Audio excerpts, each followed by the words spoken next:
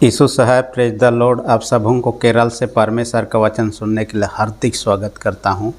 हम बीते दिनों में जब कोविड-19 या कोरोना वायरस का सीजन था, सरकार की ओर से कई प्रकार की सूचनाएं गाइडलाइन दिया जाता था, जिसको कि लोगों को पालन करना ज़रूरी होता है, क्योंकि पालन किए बिना अपने आप को बचाना मुश्किल था। और न केवल हमारे देश, पूरा दुनिया भर में ये आतंक फैला हुआ था। और समय आया वैक्सीन सबका आने के बाद में लोगों को वैक्सीन लेना भी ज़रूरी हुआ, ताकि लोगों का जीवन बच सके। और हम उस दौर से पार हो चुके हैं। ऐसा ही परिस्थिति हम पहला पत्रस 2 अध्याय 1 से 10 में देखने पाते हैं कि मसीहों पर सताहट ताड़ना के घड़ी में लोग यहाँ वहाँ तितर बितर होने लगे थे। ऐसे घड़ी में पत्रस इस पत्री को लिखता है। लगभग 62 से 64 ईस्वी के लगभग में लिखा गया माना जाता है। पत्रस उस समय रोम में था, रोम से ही लिखता है। और ख़ासकर उनको लिखता है जो एशिया माइनर क्षेत्र में, जो वर्तमान के हिसाब से तुर्की देश के क्षेत्र में रहने वाले विश्वासियों को लिखता है कि वे लोग इस परिस्थिति में, यानी 67 के परिस्थिति में भी वे विश्वास में बने रहें, पवित्र जीवन व्यतीत करें। इस बातों को सलाह देकर इस पत्री को यहाँ पर लिखता है। तो इसलिए मैंने शीर्षक ही रख दिया, पवित्र जीवन क्यों जिएं, या पवित्र जीवन जीने के लिए निर्देश सब दे रहा है यहाँ पर। इसके अंतर्गत हम 3 पॉइंट पर चर्चा करने वाले हैं। सबसे पहला जो 1 से 3 पद के देखते हैं, तो नए जीवन और वचन की भूख के बारे में चर्चा करता है। नए जीवन यानी प्रभु में विश्वास करने के द्वारा, प्रभु में आने के द्वारा लोगों का पहले का जो अंधकारमय जीवन था, पापमय जीवन था, वो समाप्त हो चुका है। इसलिए उनका स्वभाव पहले जैसे नहीं होना चाहिए, नयापन आना चाहिए। दूसरा बात यहाँ साथ साथ में तीसरा पद में कहता है कि जैसे छोटे बच्चे जन्म लेने के बाद में वे क्या करते हैं, दूध पीने के लिए ललायत रहते हैं, रोने लगते हैं। हम जानते हैं कि छोटे बच्चों का यदि जन्म लेने के बाद में अधिकतर समय वे लोग सोते रहते हैं। कहा जाता है कि 14 से 17 घंटा वे लोग सोने में बिताते हैं। और उसके बाद में देखने पाते हैं कि वे लोग जगते तो हैं, लेकिन खाने पीने में ज़्यादातर उनको प्रति 2-3 घंटा के अंतराल में भोजन चाहिए, यानी दूध चाहिए। और ये उनके विकास के लिए, न केवल शारीरिक रूप से, हर तरह से उनका विकास के लिए ज़रूरी भी होता है। तो ये खाने पीने या तो दूध की लालसा जैसे करता रहता है। आपको मुझे भी परमेश्वर के वचन की भूख और प्यास होना चाहिए, लालसा होना चाहिए। लेकिन एक बात यहाँ कहता है कि उस परमेश्वर का वचन को अपने मन हृदय में ग्रहण करने से पहले हमारे अंदर में जो बुरी चीज़ें हैं उनको निकालना चाहिए। उन 5 प्रकार के पाप के बारे में चर्चा करते हैं। हम इस प्रकार से समझ सकते हैं, हम खेतों में यदि बोने का समय आता है तो खेत को तैयार करते हैं। उसमें जो घास फूस होता है, दूसरे अनावश्यक चीज़ होता है, हम उसको तैयार करते समय हटा देते हैं, ताकि जिस बीज को हम बोने वाले हैं वो बीज सही रूप से वहाँ गिरे, सही रूप से अंकुरित हो, सही रूप से उपज ला सके। वैसा ही है, वचन को हृदय में ग्रहण करने से पहले हमारे अंदर के उन 5 प्रकार की बुरी चीज़ों को यहाँ लिस्ट दिया हुआ है, उनको हमें दूर करना चाहिए। सबसे पहले कहता है बैर भाव, या तो बुराई कहिए। इस सब प्रकार के बुराई पर, किसी भी एक प्रकार के बुराई पर मैं नहीं चर्चा कर रहा, सब प्रकार के बुराई कितने भी हैं उनको हमें हटाना है। दूसरा क्या कहता है, छल। छल कहने से यहाँ पर इस प्रकार समझते हैं, जानबूझकर किसी के साथ में बेईमानी से करना, ऐसे हमारे हृदय के में नहीं होना चाहिए इस प्रकार की भावनाएं सब। तीसरी बात क्या कहता है, कपट। छल कपट आप जानते हैं कि लोग ऊपर से तो सजन दिखे देने लगेंगे, लोगों से तो बड़े मधुर से बात करेंगे, लेकिन अंदर जहर से भरा हुआ रहता है। यानी पीठ पीछे छुरा घोंपने वाले, जो आजकल का भाषा में हम कहेंगे, वैसे बाहर से सज्जन दिखाई देंगे, लेकिन अंदर इतना कुटिलता भरा रहेगा। ये कपट को बढ़ते हैं। ईर्ष्या डाह, ये साधारणता होने लगता है लोगों को, दूसरों के सक्सेस को लेकर, सफलता को लेकर और कई चीज़ों को लेकर दूसरों पर ईर्ष्या डाह करना ये स्वाभाविक होता है। इन चीज़ों को दूर करें। 5वां जो कहता है वो कहता है कि निंदा करना, किसी के पीठ पीछे, वो जब वहाँ उपस्थिति नहीं है उसके बारे में बुरी बुरी बातें करना, हम हो सकता है मर्डर नहीं किए हैं, हो सकता है हमने उस प्रकार का बड़ा काम नहीं, गलत काम नहीं किए हैं, व्यभिचार नहीं कर रहे हैं, नशे में नहीं हैं, लेकिन ये सारे ऐसे पाप हैं हर एक के अंदर में थोड़ा बहुत छुपा हुआ रहता है। और ये वचन को ग्रहण करने के द्वारा से वचन को सही रूप से बढ़ने में, काम करने में रुकावट डालता है। इसलिए क्या करना चाहिए, इनको दूर कीजिए कहा रहा है। जैसे कि हम जानते हैं कि हम यदि खेल में उतरते हैं, कोई भी खेल हो, चाहे हॉकी हो, फुटबॉल हो, चाहे कोई अन्य खेल हो, साधारणतः जैसे भी हम पहने हुए हों, खेल में घुसने से पहले हम लोग ड्रेस सब चेंज कर लेते हैं। वो ड्रेस जो बाज़ार घूमने के लिए, मेहमान जाने के लिए पहनते हैं, उसके साथ खेल नहीं सकते हैं। आपको यदि मैदान में उतरना है तो आपको तो उसको खोलना ही है, ताकि आप सही रूप से वहाँ खेल सके, प्रदर्शन कर सके, जीत हासिल कर सके। वैसा ही है, मसीह विश्वास में आ गए हैं तो नए जीवन की अपेक्षा करें। पुराना जीवन को हमें छोड़ना है, त्यागना है, ताकि सही रूप से मसीह जीवन को जी सकें। वचन के लिए भूख प्यास के बारे में आमोस नबी इसलिए कह रहा है, एक समय ऐसा भी होगा कि लोग खाने पीने के लिए नहीं तरसेंगे, लेकिन वचन के लिए तरसेंगे। इसलिए कि वचन आत्मिक भोजन है। शारीरिक रूप से हर दिन हमें भूख लगती है और हम हर दिन खाने का जुगाड़ करते हैं, खाते हैं। छोटे बच्चे भी दूध पीने के लिए लालायित रहते हैं। वैसे ही हर एक विश्वासियों को आत्मिक भोजन जो परमेश्वर का वचन है उसके लिए लालायित होना चाहिए, भूख प्यास होना चाहिए, लेना चाहिए, निरंतर लेते रहना चाहिए। हम एक दिन खाए, हफ्ता भर नहीं खाए, ऐसा तो नहीं करते हैं। हमें निरंतर खाते रहना, लेते रहना चाहिए। मैं जब इस वचन को ये कर रहा था, मनन कर रहा था, तो मेरे दिमाग में एक व्यक्ति का नाम आया, मेरी जॉन्स। इतिहास में दर्ज है मेरी जॉन्स के बारे में। और आज जो बाइबल सोसाइटी स्थापित हुआ है उसका पीछे मेरी जॉन्स का नाम भी कहानी जुड़ा हुआ है। ये एक 16 साल की लड़की थी और इन्होंने बाइबल खरीदने के लिए खाली पैर, बिना चप्पल जूता हुआ 42 किलोमीटर तक पैदल चल चल के गई और वहाँ पर जो पुरोहित थे उनसे खरीदने के लिए। और वो ऐसा नौकरी, बहुत बड़ा नौकरी नहीं करता था, किसी के बच्चों का देख रेख करती थी और दूसरा काम करती थी। ऐसे करके जब वो 9 साल की उम्र में थी, उसी समय से बाइबल खरीदने के लिए उन्होंने जुगाड़ पैसा जुटाना शुरू किया, क्योंकि शुरुआत के दिनों में बाइबल मिलना आसान नहीं था। बड़े बड़े लोग, पंडित लोग, विद्वान लोग या पुरोहित लोगों के पास भी हुआ करता था, लेकिन ये खरीदना चाहती थी। 6 साल उन्होंने परिश्रम किया, पैसा थोड़ा थोड़ा करके जुटाया और जुटाने के बाद में वो बाइबल खरीदने के लिए जाती है। खाली पैर से 42 किलोमीटर वो चल कर जाती है और वहाँ पहुँचने के बाद में जिस पुरोहित से उनको खरीदना था, उन्होंने कहा मेरे पास बाइबल तो था लेकिन सब चीज़ बेचा गया, सब ख़त्म हो गया। उन्होंने कहा इतना 42 किलोमीटर पैदल चल के आने के बाद में बाइबल नहीं मिला, तो वहाँ बैठ के रोने लगी कि मुझे बाइबल नहीं मिला, जिसके लिए 6 साल से मैं इंतज़ार किया, पैसा जुगाड़ किया। तब उस पुरोहित को बहुत दया आई, उनका जो पुराना में से बाइबल था उसी में से उन्होंने उनको दे दिया उस लड़की को।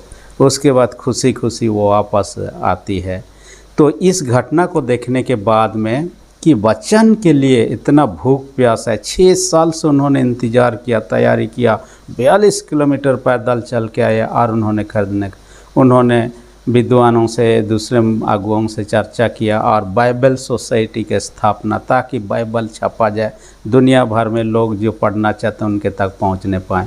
तो ऐसे भूख प्यास आप में, मुझ में भी होना चाहिए। उस छोटी लड़की में देखिए किस प्रकार का। दूसरा जो पॉइंट में कहता है, जीवित पत्थर से मंदिर निर्माण के लिए कहता है। पवित्र जीवन जीने के क्या कारण है, कहता है जीवित पत्थर से मंदिर निर्माण के लिए। यहाँ जीवित पत्थर यीशु मसीह को कहा गया है, कोने का पत्थर के रूप में भी कहा गया है। और जीवित कोने का पत्थर कहने के पीछे असल में जो कोना का पत्थर पहले के दिनों में आजकल का जैसे कंक्रीट से ज़्यादा पत्थर से बनाया जाता था घर सब। जब घर बनाया जाता था तो कोना कोना में जैसे कि आजकल पिलर हम लोग कहते हैं, पिलर जहाँ पर आजकल लगता है वहाँ पर अच्छा वाला, मजबूत वाला पत्थर सबको रखा जाता था।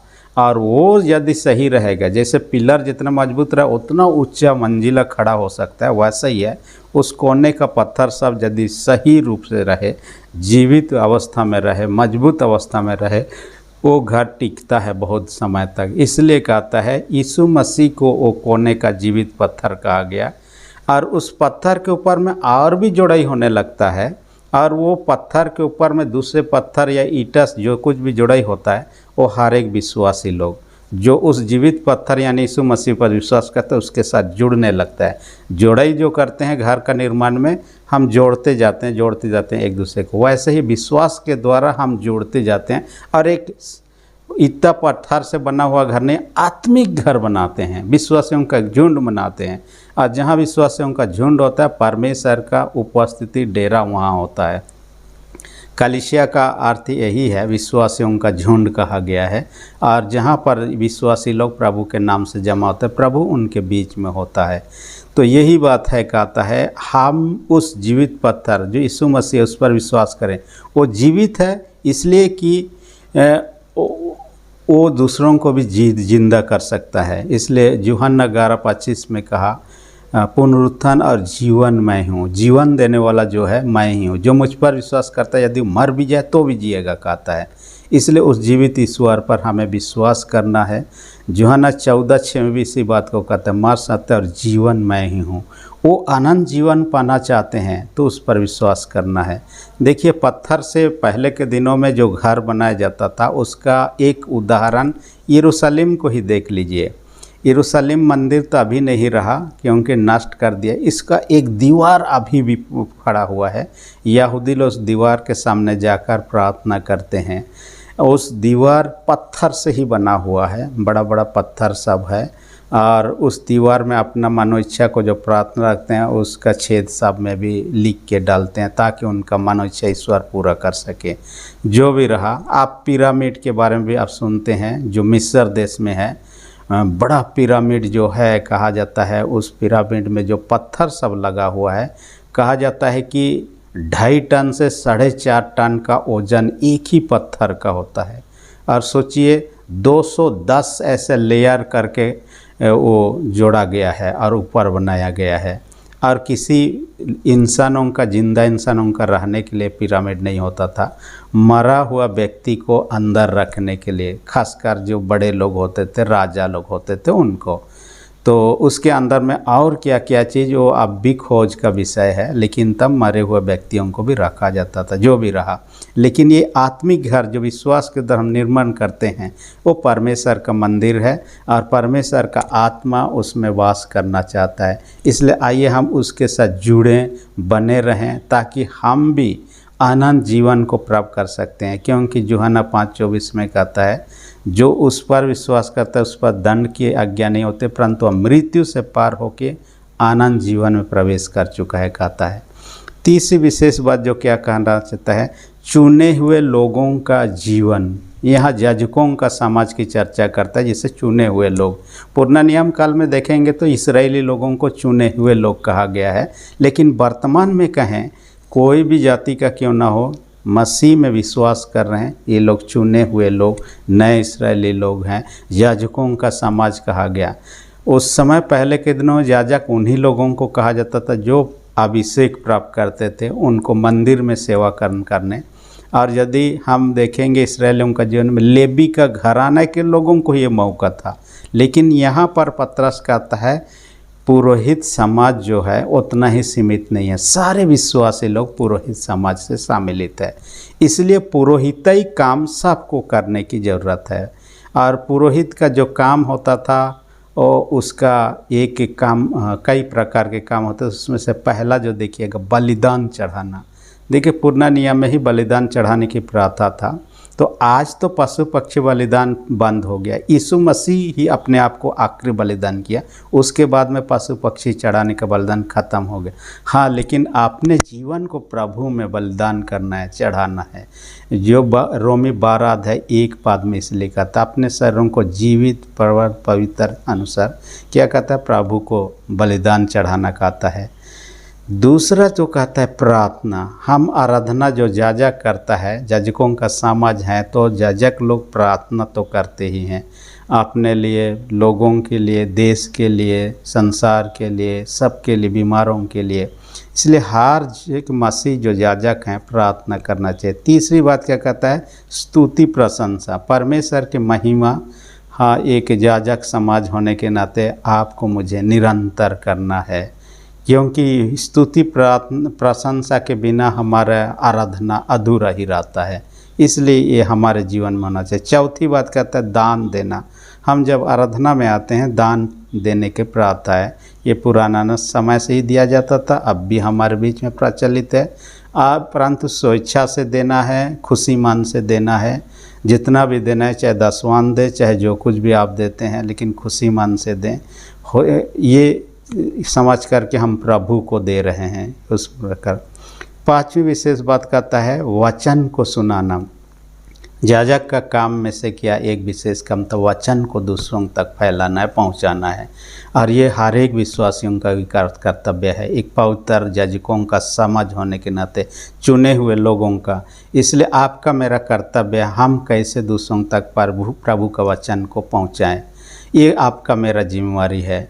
और हम चुने गए हैं तो हमारा जीवन, आप देखिएगा 9वां-10वां पद में कहता है चुने हुए लोगों का जीवन अलग ही होने लगता है। पुरोहित लोग होते थे, दूसरों से उनका वेशभूषा, रहन सहन अलग ही हुआ करता था। मैं जब अभी वर्तमान में जब वीडियो बना रहा हूँ, केरल में हूँ, और एक चर्च है जो कि ऑर्थोडॉक्स चर्च है, जिनका कॉलेज है, जिनका हॉस्टल में मैं रह रहा हूँ। हालांकि यहाँ का विद्यार्थी नहीं हूँ, मैं कलकत्ता से रामपुर यूनिवर्सिटी का विद्यार्थी हूँ, और अपना उसी के अंतर्गत में पढ़ेगी, यहाँ खाली हॉस्टल में रहा। परंतु यहाँ के पुरोहित लोगों का जो एक बार अभिषेक प्राप्त किया, उनको हमेशा दाढ़ी रखना है, चाहे ज़्यादा रखे या कम रखे, लेकिन दाढ़ी रखना उनके लिए का ये है, नियम है। उसके बाद में उनका जो पुरोहित ड्रेस है हमेशा पहनते रहना है। वो पब्लिक जैसे रंग बिरंगे ड्रेस पहन के इधर उधर घूमना उनका नियम नहीं है। तो ये कहा जाए जो लोग इसमें चुने जाते हैं उनका जीवन ही अलग होता है, उनका स्वभाव, उनका चाल चलन ही बदलने, हालांकि अंदर से कितने बदलते हैं वो अलग बात है, लेकिन नियम जो है कहता है वैसा ही हम प्रभु के आने के नाते हमारा जीवन अंधकारमय जीवन नहीं होना। इसलिए इफिसी 5:8 में पहले तुम अंधकार थे परंतु अब प्रभु में ज्योति में आ गए हो, इसलिए ज्योति के संतान के समान जीवन व्यतीत करना है।